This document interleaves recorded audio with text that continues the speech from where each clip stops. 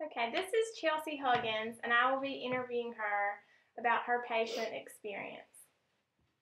Okay, so the first question is, if you could summarize your image of nursing into one word, what would that one word be?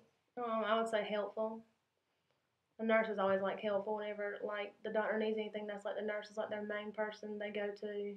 If you have any questions, the nurse is always there. You rarely, you don't see a physician all the time. Okay. The second question would be, tell us how an interaction with a nurse has made a difference in your life. When I was in 11th grade, I started having like bad migraines in high school, and so I went to the hospital near my school one day, and I had a CT scan done one night, and that night I never saw like a physician. I just saw a nurse the whole time. It was a male nurse, and he basically took care of me and kept me calm.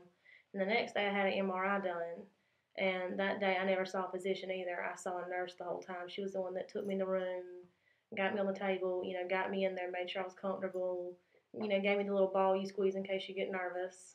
And she was also the one that injected the dye in my arm. I never once saw a physician whenever I had that done. So that's actually influenced me now. I'm in my third year of college, and I'm trying to get into the radiology program and do the same thing that nurse did for me.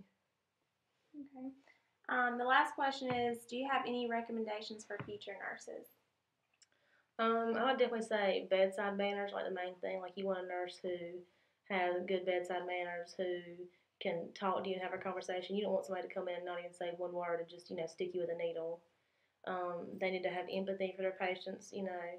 Feel sorry for them. What they're going through, and they also need to make sure their patient always feels comfortable. If like the nurse makes the patient feel like hassled, the patient will have a good experience. It'll make them more nervous.